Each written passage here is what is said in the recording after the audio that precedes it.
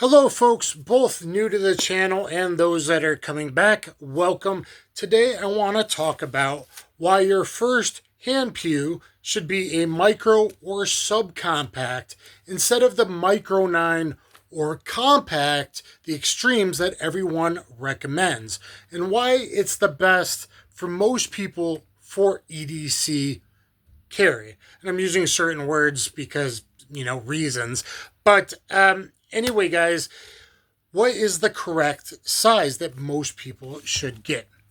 So I see this problem a lot. So you know a little bit about me. I work armed security. I'm about to be doing things for, you could say, the largest contractor there is. And have been through a SWAT school, had active shooter training, things like that. Besides that, I have the highest rated self-defense instructional on the world's biggest site. It's called Combatives in Street Jiu-Jitsu on BJJ Fanatics. So I'm a true martial arts subject matter expert with 4 black belts, full MMA pro, etc. So I've been carrying for a long while, and I have figured some things out, what works for me and what may work for you, even if you've kind of been in this game for a while. Most people jumped on the Micro 9 craze. Something like this, which to me, this is an NPE work gun or a backup gun. A little Micro 9, okay, that I carry every day, whether I have an extra bigger belt gun on or not, typically, or maybe a snub nose revolver, or a different Micro 9 like this, Stoker STR9 MC for micro compact. But why these aren't the best choices? Because a new shooter, and honestly, even most shooters, do not shoot Micro 9s that well. And yet that's what everyone's carrying. That's what the whole, market pushed. Okay? Or they say, get a block 19. Which are kind of too big for most people to actually have program compliance, like Paul Harrell would say, or my friend Kentucky Patriot, program compliance to carry every single day. It's called CCW, concealed, number 1. You don't want to be printing too badly. Number 2, EDC, everyday carry, every day, all the time. You don't know when it's going to happen. I have videos on the 12 times I've needed. I filmed 10 out of 12. We'll see when it's appropriate to film the other 2. So you're going to want to check those out. Please look at my gunfighting fight statistics, gunfight fight statistics 1, 2, and 3. If you're serious about getting your first hand pew and, carrying or for home defense, etc. Something bigger like a macro size like this, and I'm going to show you others and reasons why and specs and all that, is much more shootable for most people, or even more shootable because of weight and physics, a subcompact. If most people aren't really going to carry a compact all the time. Therefore, it's better to have a macro size. They made the micros, and now everyone's elongating them, like I've suggested, to make the macro size, or the old school subcompacts that people are starting to drop from their lineups. Those are better than the extreme of the micro or the extreme of either compact to full size. A very young girl, I helped shooting pointers at one of the ranges I go to. You can see me mag dumping her original CSX. She bought a little itty bitty, like the smallest itty bitty micro, hammer fired, single action, gotta swipe the safety, micro for carry for a beginner, and then got a Beretta 92A1. Now I love the Beretta 92A1, but that I can tell you is too big for her hand size for home defense. So a lot of people will buy the 2. They'll get the micro or the 38 that they can't handle recoil and trigger control on a J-frame, aka J-frame stock, and they get like this huge pistol maybe for home defense. That's probably not the best route because you're carrying the micro that you can't shoot well, you can't handle the recoil. So it's better to do a macro or a subcompact than the micro or the full size. Okay, now let's go tabletop, and I'm going to show you some good examples and some stuff what you might want to be looking at for your first pistol, or you might go, yeah, that makes a lot of sense to carry something more shootable for the worst day of my life when I have to make hits and I don't want to hit innocent civilians, end up in prison, or sued out of existence. All right, let's take a look. All right, guys, I want to go over these here and go over the specs and things like that and make some kind of general recommendations. You guys might be surprised to see these down here. Why? Because these are direct blowback 380s. Bigger 380s like this have been forgotten for the, Ruger Plus and the Bodyguard 2.0, but those are pockets with really short 2.8-inch barrels versus 3.8-inch here, typically 3.5 here, but this one's 4.25, very long. Longer barrels give you better ballistics for hollow point expansion. No, you should not be carrying with FMJ, probably not even in 380 like everyone says. There are advancements in bullet technology that made 9mm better. Also applies to 380, at least to the longer barrels to still expand going through clothing, etc. Something like a HydroShock Deep or Punch or a Plus P XTP are probably your top three choices. And even Federal's Train and Defend 50-round boxes also looks really good from a recent ballistics tester on YouTube. This is a macro, this is a subcompact, this is a compact frame with a full-length slide, and most people are not as big as me. They won't be able to conceal this. I can appendix, or actually I do appendix outside the waistband, depending on your carry position, or even 3 o'clock, I can if I'm careful about how long my shirt or jacket drapes, things like that when you reach for things. But in general, most pistols this size, not this one, this is very efficient, but most pistols this size are too heavy and or too big for comfortable concealed carry. This is a macro. This is a subcompact. This is actually kind of a hybrid between a macro and a subcompact. It's really the only one. We will get to those.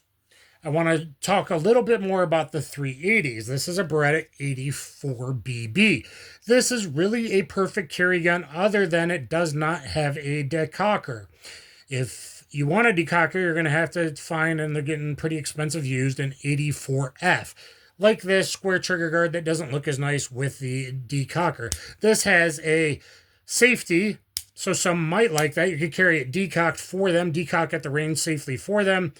And someone that maybe is new that really wants a safety, I don't deal with safeties. I would carry it manually decocked at the range in a safe direction, and then like this. But 84F might be better. They do have ADXs now.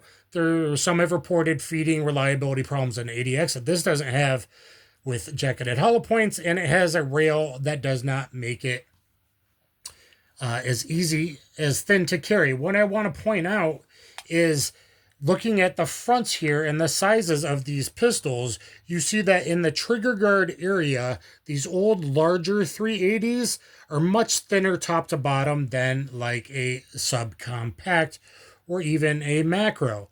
So you see that they're much thinner inside the waistband. So especially those that might carry, 4 o'clock inside the waistband kind of thing. A lot of new carriers like that position for some reason. It is thinner here to there, and that might be less rubbing against your body. So it's more comfortable for carry. Now this is the Thunder Plus. This is 15+1, but the grip is too thick for most women.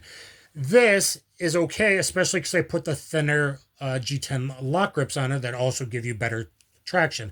I am going to carry this to nicer areas.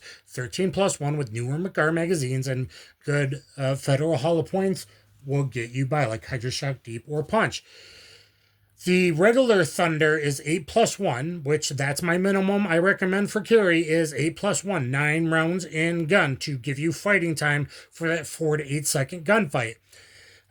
Usually has a 3.5-inch barrel and is thinner, and honestly, for a cheap budget carry for new women, it has a magazine disconnect safety, has the thumb safety decocker. That is very good for maybe especially new female shooters, elderly, whatever. So 380 is still something to think about. Some find the direct blowback too much. This is fairly wide. It disperses it. It's not like shooting a very lightweight LCP. Smaller guns are not easier to shoot. It's physics. The heavier the pistol is, up to an extent, the more it's going to reduce recoil. Until you go really, really heavy, and small or frail shooters can't hold it up as easy. So you do want a nice balance, which is what macros and subcompacts do. And I'm kind of including these really as subcompacts or the first macro size. So something like a 84 series or 84F or a Bursa Thunder 8+1, good for like female shooters, other than they're kind of cheap and they hit low, but for a beginner pistol, someone that's not going to shoot a lot, those are worth looking at.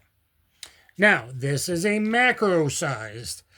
They have the micro-sized. This is a PSA micro dagger. This one's the C1, which means it has the longer slide with kind of a comp chamber. It still has the 3.4-inch barrel, but this is 15+1 of 9mm. Everything is empty and clear. You see the trigger's already pulled. This does have all kinds of aftermarket, though. I've upgraded there with my own texturing that it needed in places for a serious shooter like me. A upgraded Apex trigger and the red dot. Now, the red dot is not necessary. Had decent sights already. I put excess suppressor height sights for a co-witness, actually for a Glock 20 because they're a little bit taller. So you guys might want to know that. Clear, safe, but a very light trigger. Now, it has a safer to carry hinge trigger as you go, and you're talking sales at Palmetto State Arms Wrestling, PSA, Palmetto State Arms Wrestling, are pretty good there, you know, for a very cheap budget-ish price, as is the Thunder as well. Next up, going to be hard to find. This is a brand new pistol from Ross Martin. This is the Ross Martin RM1S. Unlike the C, the compact, the G19 size compact 4-inch barrel, this is a 3.6-inch barrel. This is 3.41 plus the longer ports. It does reduce recoil a bit. Plus I put a recoil reduction recoil spring in that from DPMS, recoil reduction spring. Here, I can't talk today. Sorry, guys. Ross Martin RM1S. The S has better texture. It also comes with a 12-round flush magazine, or this 15-round magazine I get a full hand grip on if you need to conceal a little bit better. That's what some of these subcompacts were better with. It originally had a flush fit base plate. It would go here. You skinny guys and gals can conceal that with a 12 under. Wrap your pinky under. Maybe you can even get them on. I have XL gloves, though. I'm a 250-pound catch wrestling combative and street jiu-jitsu guy. Go get that instructional. This is 1.1 inches thick. This is also 1.1 inches thick, but it actually feels a little thicker, better grip texture. Kind of in between a typical subcompact like this and a macro size. So this is really kind of a hybrid. People haven't picked up on that, and why I am about to start carrying. I've been waiting to film this video to load these two up to actually start carrying with a red dot. Trained with them for 5 years, took one through SWAT school. I'm going to carry these 3 pistols, or maybe the best of 2. I may film a shoot-off doing something like the Rangemaster Core Handgun Skills Test, FBI or DHS qual, with these to get an idea which one of these I should be carrying. This does have kind of more the Glock angle, and as I alluded to earlier, it looks like I'm about to be issued a G19 Gen 5, so it has a bit of the Glock angle. This isn't as bad, with this backstrap adjustable being the shadow systems. Okay, let me pause there, and we'll go into more end specs. So 13+1 of 380. 8+1, the bare minimum in my opinion, or 15+1 as in the kind of too thick for most hands here. It's okay for me. Very thin, easy to conceal. You could even get the shorter one that's like a 43X clone. This is more 48 length slide, but comped, not as long barrel, but still 3.4 is good enough with a good 9mm hollow point, HST or punch. HST or punch is what you should be carrying with to make things simple. And you can find punch in big box stores, and it's not that pricey. 3.6-inch barrel, small, nice balance, shootable, etc. Heavy enough for most people, but at least heavier than the micros, guys. Remember, I'm saying most people really shouldn't be carrying a micro, a 365, a Hellcat, something like that. They should be carrying more macro size, having the longer barrel even on this. And the comps, the longer barrel has a mass up front is going to help your recoil control a little bit. This is a little bit thicker. It's based on the AirX Delta and easier to carry, thinner, lighter than most subcompacts that are 1.3 inch wide. This is only 1.1 inches wide, but yet still we're getting a little more shootable here. Now going into a regular subcompact style pistol. This is called the Compact, the Stoeger STR9C. Has a 3.8 inch barrel instead of 4 inch, so it still falls in that 3.5 to 4 inch range. 4 inches when you get to compact size. A 15+1, 4 inches like a G19 is typically your compact size. So I'm saying go a little bit smaller, most people, than the compact size to carry every day. Most people go, well, new carriers are going to be like, I'll carry every day. And then 6 months later, they start leaving it at home. Everyday carry. This is a wonderful budget buy, 13+1. Stoeger STR9C. You can find them at great sales, like the place you can, and all that, especially around the holidays. Very good. Now, you don't need a red dot. I did put this Gideon Omega on that, which is great, big window SRO at home. So I like training with this. Before I had to go to a micro red dot on this. This is more RMR size. Even though it's a very thin gun, again, I told you why I really like this RM1S. It's actually RMR size, the bigger full size red dot. This is a micro size red dot for the thinner slide. This one has a wider window.